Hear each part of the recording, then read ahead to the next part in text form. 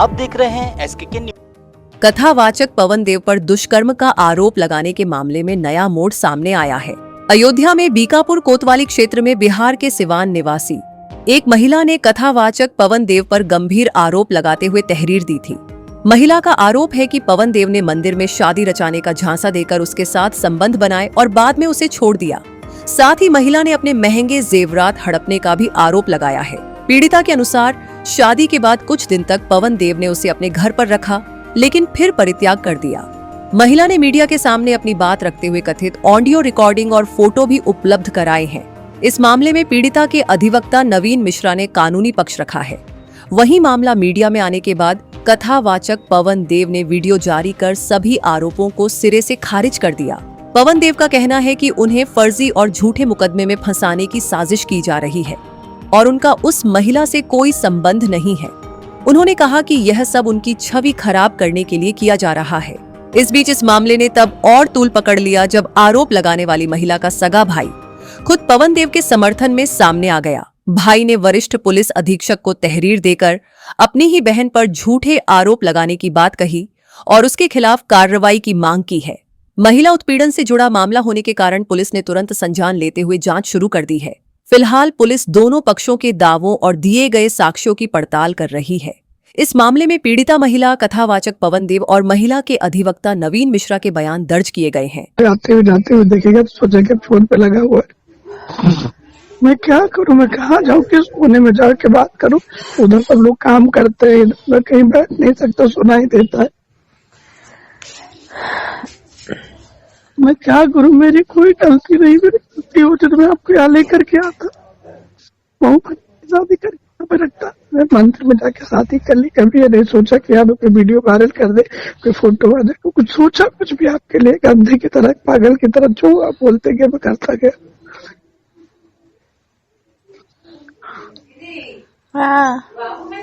हाँ नीचे मेरे पास।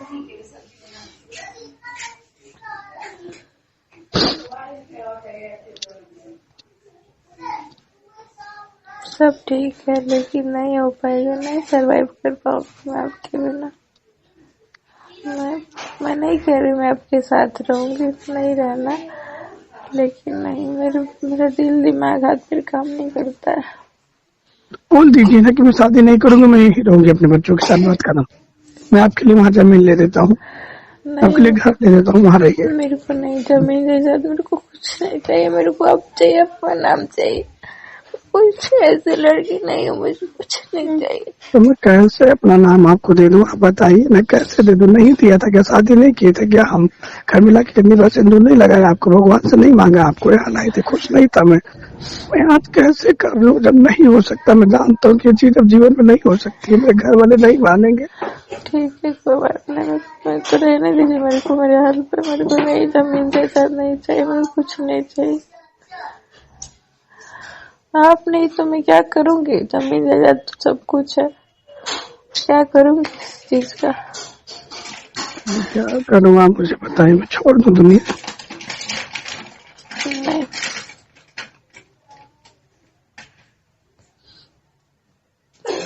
बस मेरे को कुछ नहीं चाहिए। मेरे पास कोई ऑप्शन हो तो अब बताइए, क्या है? आप ऐसे कर लीजिए, सही हो जाएगा। बताइए आप मुझे, मैं आपके प्लास्टिक सर्जरी करा के आपका चेहरा बदल दूं कि आपके क्या बदल दूं? आप बताइए मुझे कि कोई याद ना कहे कि हाँ वही लड़की है, वही औरत है, वही महिला है, उसी को लेके आए जिसके साथ रह रहे।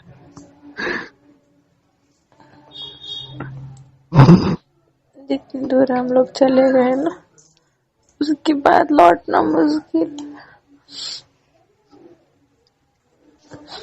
लोग कह रहे हैं छोड़ दो, हम लोग कुछ गलत नहीं किए, हम लोग को पता। कितना दिन का जीवन है बाबू, को अकेले नहीं रह सकते हो मेरे नाम से। मैं आपसे दूर हूँ, मैं आपसे पास रहूंगा, आऊंगा, रहूंगा, मिलूंगा। किसी का बंधन नहीं होगा कि हाँ मैं नहीं आऊंगा। जब मुझे समय होगा मैं आऊंगा, आपके साथ रहूंगा, मैं आपसे बात करता रहूंगा। तुम जिस चीज को कर रही हो वहां जाके की बात ना हो, संबंध तोड़ दो, खत्म कर, उससे तो अच्छा है अगर तुम वहां जाके घुट घुट के रह रही हो तो तुम कम से कम तुम अकेले रहो, अपने बच्चों को लेकर रहना चाहो तो वहां पर रहो। तो घर चाहिए, जो वो चाहिए वो तुम जहाँ रहना चाहो वहाँ बता दो, मैं तुम्हारे लिए ले दूंगा, मैं तुमसे मिलने आते रहूंगा। मुझे आपके साथ रहना है। मेरे को कुछ नहीं चाहिए, जमीन घर में क्या करूँगी, क्या करूँगी किसी चीज का आपके बिना, कुछ नहीं चाहिए।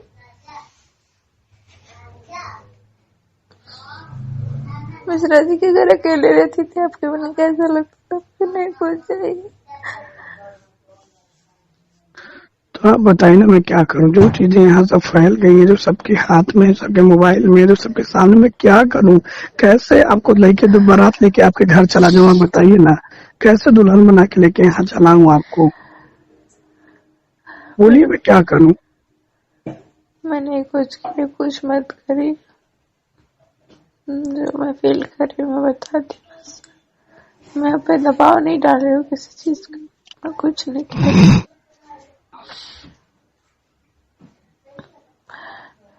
पर मेरे को कुछ नहीं चाहिए, ना मैं किराए के घर पे रहना चाहती हूँ, ना अपने घर में रहना चाहती हूँ। मेरे को आप चाहिए बस। नहीं, अगर आप नहीं मिलेंगे तो फिर जैसी स्थिति में वैसे जी लूंगी।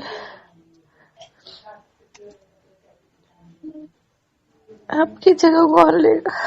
जमीन, घर।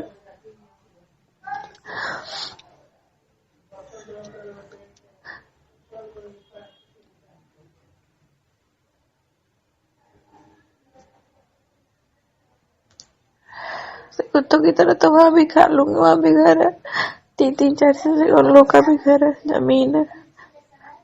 वैसे ही रहना हो तो ऐसे नहीं रह लूंगी। आप नहीं है तो ऐसे रह लूंगी, मेरे से बात ना हो, कभी मिलना ना हो, वो आपको मंजूर है? मैं जी लूंगी। कुत्तों की तरह रहना आपको मंजूर है, लेकिन ये ऐसे नहीं रह सकते कि आप अकेले रहो, आपसे मिलते रहे, आते रहे जीवन भर। ये चीज आप नहीं कर सकते हो। मैं आपकी पत्नी बन के रहना चाहती हूँ, नहीं तो नहीं रहना चाहती।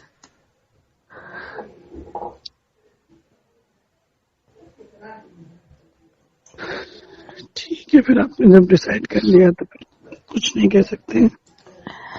यही रिक्वेस्ट करेंगे, बात करते रहिए कभी कभी।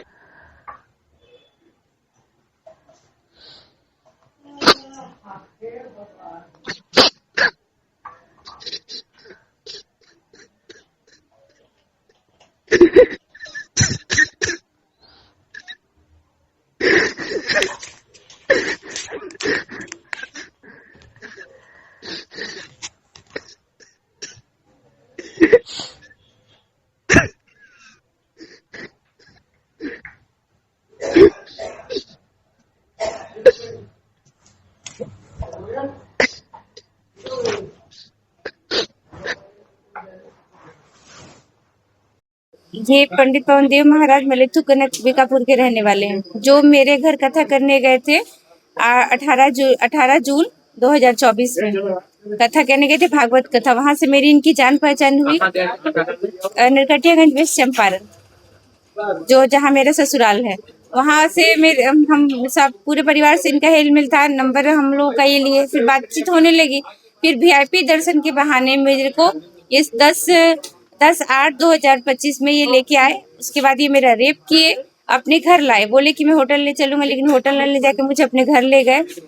तो इनके घर वाले हट गए और ये मेरा रेप किए। उसके बाद से मेरे हल्ला हंगामा करने पे इसने मुझसे शादी करी, फर्जी शादी, और उसके बाद ये मेरे को छोड़ दिया। और अब मैं इधर उधर भटक रही हूँ। इन सब प्रकरण के भी जो भी चीजें घटना हुई, मेरे हस्बैंड को सारी चीजें पता चली, तो वो मेरे को तलाक का केस कर दिए। तो अब मैं ना, ये मुझे रख रहा है, और ना मेरे घर वाले, मेरे पहले ससुराल वाले मुझे तो रखेंगे ही नहीं जब मैं वहां से चली आई। तो मैं चाहती हूँ कि मेरे को न्याय मिले, इसको सजा मिले। कितने सन में आप मुलाकात हुई थी? कितने सन? ये सर 24 में, हाँ 18 जुलाई 2024। नहीं सर, इसने मेरा बलात्कार किया, रेप किया। तो मेरे को ये था कि जब इसने मेरे साथ ऐसा किया तो ये मुझे रखे। ये सोच रहा था कि चलो, कोई बोल रहा था कि शादीशुदा लेडीजों के साथ क्या 1 करे चाहे 10 करे, क्या मतलब है। तो मैं ये पूछना चाहती हूँ कि शादी हो जाने का मतलब ये है कि मैं महिला नहीं हूँ? ये बोलता है क्या हो गया, कोई अनमैरिड लड़की हो? मैंने कहा तुमको मैं बताती हूँ। जब मैं हल्ला हंगामा की सोर्स की तो इसको लगा ये रेप किए हैं तो कहीं मेडिकल में आ जाएगा, तो ये मेरे को बहला फुसला करके मेरे को तब तक इसमें रखा जब तक ये ना हो जाए। कितने दिन से आप बैठे थी? अब तो मैं कोशिश की थी आने की, तो ये मेरे पे हमला करवाया बिहार में दिसंबर में, तो मैं नहीं आ पाई लगातार। और जब जो मैंने पहले भैया को बाइट दी है, पहले भी निकला था मीडिया में अंतरिक्ष भैया को, तो उसमें मैंने सारी बातें बताई है कि मैं क्यों नहीं आ पाई। मेरे माता पिता को प्रताड़ित करवाता था, अगर मैं यहाँ से कुछ करती थी तो मेरे मायके में मेरे घर मतलब मेरे भाई से मिल करके, और लगातार मेरे को हर तरह से प्रताड़ित करा। मेरी जॉब छुड़ा दिया, मेरे ससुराल छुड़ा दिया, ये कुछ छोड़ दिया, मेरी जिंदगी एकदम तहस नहस कर दिया। मैं एक एक रुपया की मोहताज हूँ। अच्छा, एक से ऐसा वो अगर कह रहे हैं तो उस चीज को प्रूफ करके दिखाएं। मैं जो कह रही हूँ मैंने, मेरे पास सारा साक्ष्य है। मैं FIR दिखा रही हूँ आपको, पवन के साथ मेरी फोटो है, वीडियो, उसके ऑडियो में सारी चीज सुना, और मेरे भाई को मिला के अपने में कर लिया है, और वो पैसा वैसा खिला के उनको अपनी तरफ से बुलवा रहा है। आपराधिक लोग के अगर अपराधी के साथ है तो उसका वो प्रूफ दे। मैं यहाँ की तो सर रहने वाली हूँ नहीं, मेरा कौन यहाँ साथ देगा? ये मेरे वकील हैं सर, नवीन मिश्रा सर। मैं किसी को यहाँ नहीं जानती हूँ। मैं तो पहली बार पवन देव द्वारा मेरे यहाँ लाई गई थी, तो मैं तो पहली बार अयोध्या आई थी, तो मैं कैसे किसी को जानूंगी? तो जब ये कांड हुआ तो क्या फिर आप वापस लौट गई? सर ये मुझे मेरे भाई द्वारा ये मिल गया, और मेरे भाई द्वारा बोला गया कि दीदी आप आ जाइए, और पहले मेरे छोटा भाई है वो, आप पहले इसकी दोनों की साठगांठ हो गई थी, पहले वाले केस को आप रफा दफा कीजिए फिर आप जाइएगा। मुझे विश्वास हो गया कि चलो ये मेरा भाई है, ये मेरा पति है, तो मैं इन दोनों की बातें कर मैं चली गई।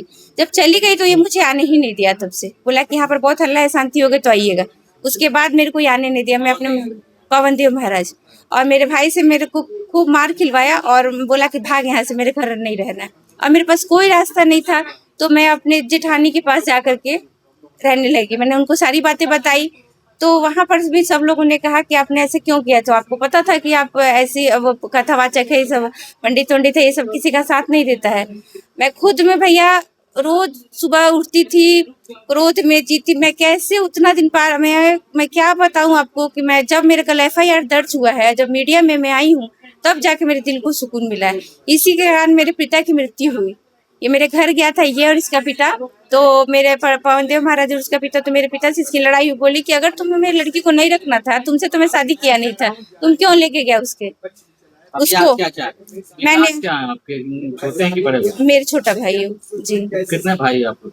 मेरे 2 भाई हैं। एक भैया मेरे थोड़ा मानसिक रूप से अस्वस्थ हैं, ये मेरे छोटे भाई हैं। अभी आप क्या चाहते? मैं न्याय चाहती हूँ, इस पे कार्रवाई हो, ये जेल जाए। ये पहले भी रीवा मध्य प्रदेश में ऐसे कर चुका है, और मैं इस पे आरोप लगाती हूँ। मेरे को हनी ट्रैप क्या होता है वो बोलता है, तो ये प्रूफ करे कि मैंने इससे कहाँ पैसा मांगा है, क्या किया है। अच्छा, क्या आप जी सर, हनी ट्रैप करके ये बहुत सारी लड़कियों को इल्जाम लगाता है कि मुझसे लड़कियां पैसा ऐंठना चाहती है। ये पहले रीवा में एक लड़का था, वो महिला शादीशुदा थी, उनके साथ भी इनका संबंध था। जब मेरा मामला उजागर हुआ तो मुझे पता चला कि वहां पर भी इसका था संबंध। उनको फिर 5-6 लाख रुपए देके सेट किया। मेरे को भी ये सेट करना चाहा, पर मेरे को सर पैसा नहीं चाहिए, मेरे को न्याय चाहिए कि दोबारा ये किसी लड़की के साथ न कर पाए। ये बहुत बड़ा अपराधी है। बिल्कुल, मैं जिस दिन ट्रेन में आई थी, मेरे को एक कथावाचिका द्वारा धमकी मिली। हालांकि अब वो पीछे हो गई हैं, अब उन्होंने मुझसे माफी मांगी कि दीदी मैं नहीं बोलूंगी इस मामले में, लेकिन वो बोली कि जैसे आ रही है वैसे चली जाए। मेरे पास इसकी रिकॉर्डिंग है, जो जहाँ कहेगा मैं वो सुना दूंगी। उनसे मारने की धमकी भी, लगातार धमकी मिल रही है। मुझे सुरक्षा चाहिए, और मेरे जब तक बयान नहीं हो जाता है, जब तक मैं यहाँ पर हूँ, मेरे को सुरक्षा दी जाए। नहीं, अगर मेरे को कुछ होता है तो इसके जिम्मेदार पंडित पवन देव महाराज, उनके भाई आनंद मिश्रा, उनके पिता रमाकांत शास्त्री, उनके बहन आनंद तिवारी होंगे, और मेरा भाई विकास होगा, क्योंकि वो उन लोग के साथ मिला हुआ है। क्या नाम है? मेरा नाम रूबी श्रीवास्तव है। रूबी श्रीवास्तव जो पवन देव महाराज जी के नाम से जो मुकदमा दर्ज कराई है वो बेबुनियाद है, गलत है। पहले भी कई जगह उन्होंने मुकदमा दर्ज कर रखा है, कई लोगों के खिलाफ कर रखा है उन्होंने मुकदमा दर्ज, यहाँ तक कि अपने ससुराल में परिवार के खिलाफ भी कर रखा है उन्होंने मुकदमा दर्ज, भाई के खिलाफ कर रखा है उन्होंने मुकदमा दर्ज। वो खुली हो चुकी है, उन्हें कोई मतलब नहीं है, उन्हें धन वाई से मतलब है। कई जगह कई लोग उसके साथ आपराधिक लोग मिले हुए हैं, आपको कोटा, कुचाय कोटा, बहराइच, जहाँ भी मतलब कोई भी शहर नहीं बचा उससे। दूसरी चीज़ है कि अभी हाल में वो मेरे घर पे आई तो कुछ दिनों पहले 30 से 35 लाख रुपए के धन भाई की बात कर रही थी कि पवन देव महाराज जी से मैंने 30 से 35 लाख रुपए का हम लोग ये कर रहे हैं, तो मैं 5 लाख दे देंगे, तुम मेरे साथ खड़े हो जाओ। मैंने कहा पहले तो तू ये बता कि तू बात तो किससे कर रही, मेरी बहन है, ठीक है, और पहले भी तो कई सारी गलतियाँ कर चुकी है, मेरे घर क्यों आई है, कुछ प्रॉब्लम्स आई थी, आप जानते हैं सभी लोग। फिर उसने कहा कि 5 लाख तुम ले लो और 10 लाख रुपए मुझे किसी और को देने हैं, 20 लाख मुझे मिल जाएगा, है ना। इस पर मैंने 2-4 चाटे लगाया, ढंग से लगाया, फिर मैं उसको उसके घर भेज दिया। मैंने कहा मेरे घर में ये सब नहीं होना है, ये सब कुछ नहीं होगा। तो उसकी जो भी इंटेंशन है ओनली फॉर हनी ट्रैप।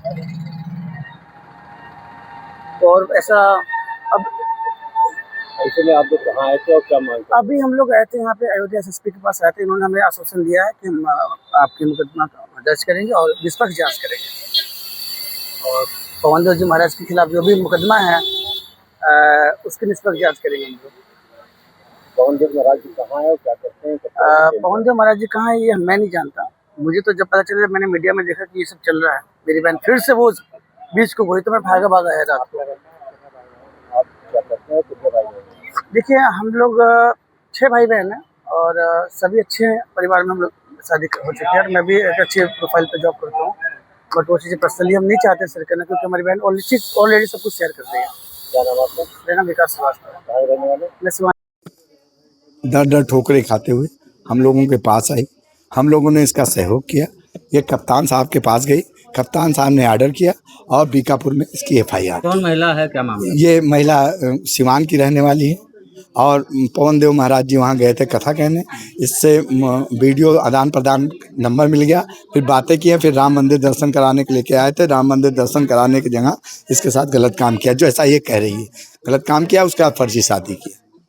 ठीक, कहाँ रह रही थी? उन्हीं के साथ रह रही थी क्या? नहीं, इनके घर पे रह रही थी। जब इन्होंने गलत काम कर दिया उसके बाद रोने चिल्लाने लगी। उसने कहा FIR कर देंगे, मीडियम चले जाएं। तो उन्होंने कहा कि हमारे घर रहिए, हम शादी कर लेंगे। तो हनुमानगढ़ी पे इन्होंने फर्जी शादी कर दी। अगर तो शादीशुदा ये पहले से थी तो इनने क्यों शादी के लिए? देखिए अब आपको मैं लीगल बात बता रहा हूँ। शादीशुदा आदमी अगर दूसरा शादी करता है 494 में मुलजिम बनता है, वो एक अलग चीज हुई।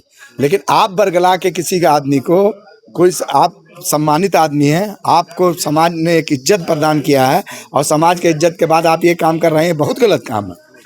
क्योंकि आप निकृष्ट काम कर रहे हैं। सामाजिक आदमी ये काम नहीं करता। छोटा मोटा गली का आदमी कोई काम कर ले वो अलग चीज होते हैं। एक पढ़ा लिखा विद्वान आदमी, समाज में 100 आदमी पैर छूते हैं, सम्मान करते हैं, उसको ऐसा काम नहीं करना चाहिए। क्या कार्रवाई हुई है? FIR दर्ज हो गई है।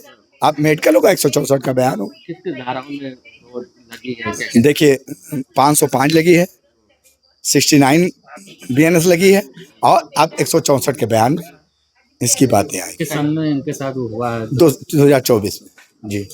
तो मैं आपसे पूछना चाहता हूँ कि ये कब की बात है? अगर घटना 2024 की है तो अभी जल्दी में नहीं तो वो बताए ना कि कब उन्होंने मार के भगा दिया। ये शादीशुदा महिला है, उनके घर नहीं रहती है, ये अपने ससुराल में रहती है। उनका क्या रोल है? उनका रोल केवल इतना है कि पैसे वाले लोगों ने उनको खरीद लिया, वो आके बयान दे रहे हैं। 24 की बता रहे तो अभी तक ये कहाँ पे? लगातार ये प्रयास कर रही थी, कोई अधिकारी नहीं मिल रहा था। आज एक सही कप्तान मिला, सही न्याय की बात किया, उसने FIR दर्ज कराया। क्या पवन जो है, क्या और भी लोग कह रहे हैं, बहुत सी बातें यहाँ भी आ रही हैं, बातें आ रही हैं, सामने आएंगी। मिल रही है?